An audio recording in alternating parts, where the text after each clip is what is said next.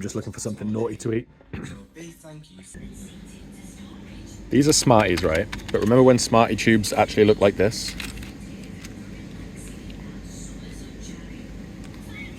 Smarties, you're being beaten at your own game. These are much better.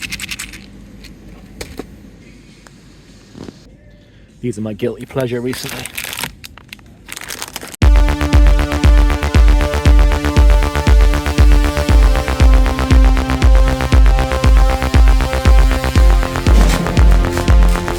Video's edited.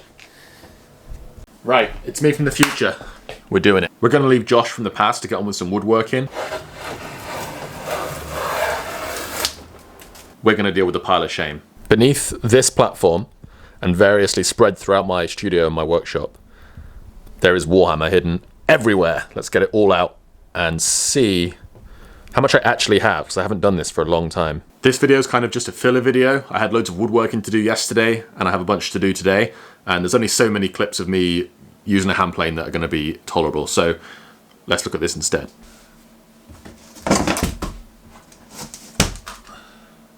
Alright, let's go with 4 piles. Let's go unbuilt, built, semi-painted, and painted.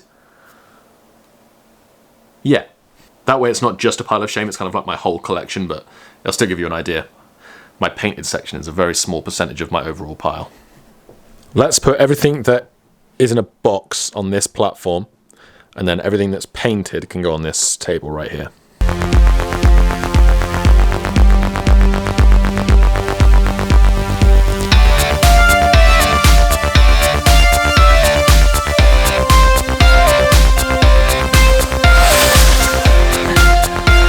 You know, whenever I'm down here, it makes me think of that clip from Alien.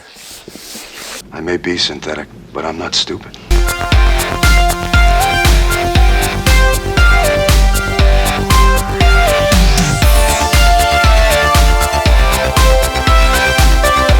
Okay, I think that's a pretty good start. That's probably enough to open a shop right there. But I think we can keep going.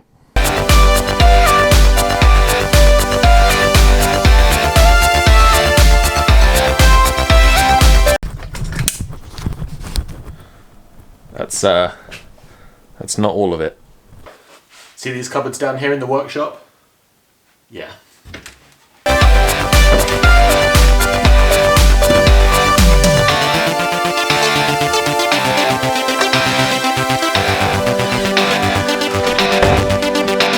I just remembered there's some more boxed stuff on my shelves up here.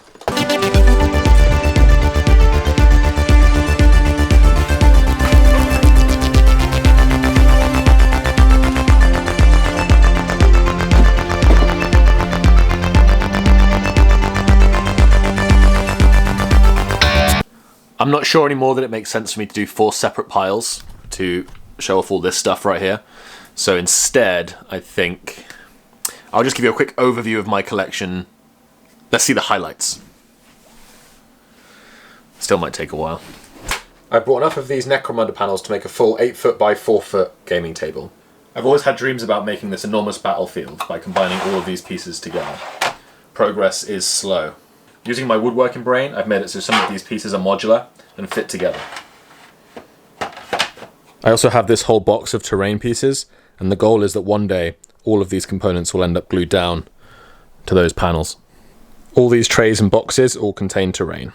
I recently got big into Underworlds. If you think Warhammer's too intimidating but you're interested in dipping a toe, I recommend Underworlds. It's very simple, small armies, easy to paint. Currently I've only finished painting 1 team. I own 8 teams. This is my box of Necrons. Thankfully not too many of these. These display cubes hold the rest of my Necrons. These are actually finished painted. And then just the Warriors and the Immortal to go. I made these plastic cases. These 3 boxes represent the entirety of my Orc collection. Oh, and I have the Kill team as well. Okay, this next one is the one I'm most enthusiastic about recently. This is Blackstone Fortress board game. I bought pretty much 2 of everything, if not more, because I wanted to have extra cards and extra tiles. So I have every single expansion, most of them twice. This box right here is a bunch of extra spares that I bought off eBay. More Blackstone Fortress. This is Necromunda Dark Uprising. This is another self-contained game. I don't know if I want to actually get into this, but I wanted the terrain, so I bought it anyway. I also have a whole bunch of these Duo Kill Team boxes. This box right here is one of my great shames, and it's the one that my friends always joke about. Inside of this box is a complete Genestealer cult army, except most of it is still in its boxes. Most of what's left on the platform right here is Chaos Space Marines and Chaos Knights, and a completely sealed Death Guard Heroes box. You know, I'm not really into eBay scalping, but I bought this box of Death Guard Heroes with the intention of selling it for a ridiculously high price once it went out of stock. But GW just reprinted it, so now it's lost all of its value. Thanks, Games Workshop. The one thing I tried to do something evil. My brother bought these boxes, and they're mostly filled with Tau. Somehow I've ended up in possession of them. Whenever they have last chance to buy or made to order, I find myself going crazy for all these old metal models that I definitely don't need. Inside these incredibly dusty bags is my Tyranids collection. Tyranids were one of the first armies I started collecting when I got back into Warhammer, and this was one of the first models where I thought, yes, I'm finally good at painting. I repainted this guy probably 4 or 5 times until I got a scheme that I was happy with. The army that I have in these boxes is actually quite big. I think what I'll do is go through my armies in a separate video. On the shelves above my desk is where I keep most of my Warhammer that's actually painted. So all this top shelf here is all Blackstone Fortress, and pretty much 95% of this is actually completely finished painted, and a bunch of the heroes are also done. This guy, for example, is one of my best painted models. I have kind of a large Nurgle force on this shelf, and then it's mostly Iron Warriors after that, and then a smattering of other things. We can go into more detail about those in the future. I think that'll do for now. Maya's made dinner, so I'm just driving home quickly, and then I'm going to head back to the office to finish some editing, and then hopefully that means I'm back on track with the edits. I'm not going to be editing at 4 in the morning like I was for the last week and a half. That was really taxing and mentally draining. I want to be editing at 4 in the morning. Whoa, she just didn't look at all. Whoa, careful.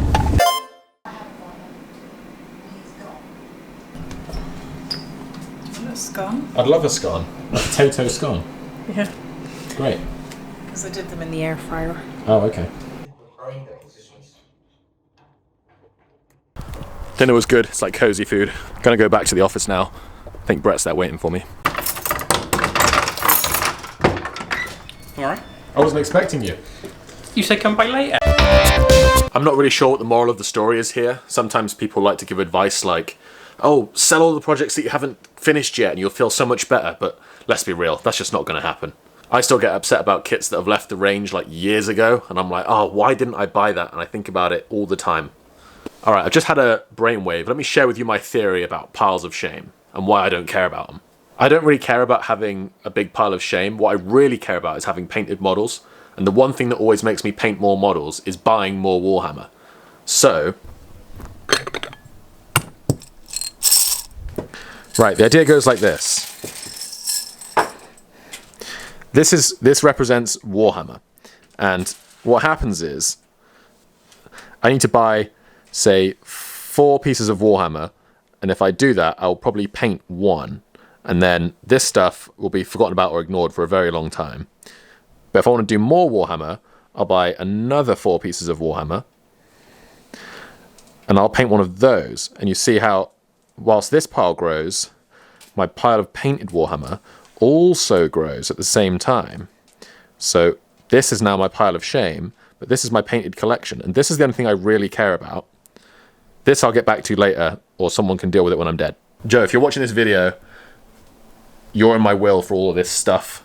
So you better hurry up and paint your Warhammer, because when I go, mine's going to you. So you need to paint mine. Someone's got to do it.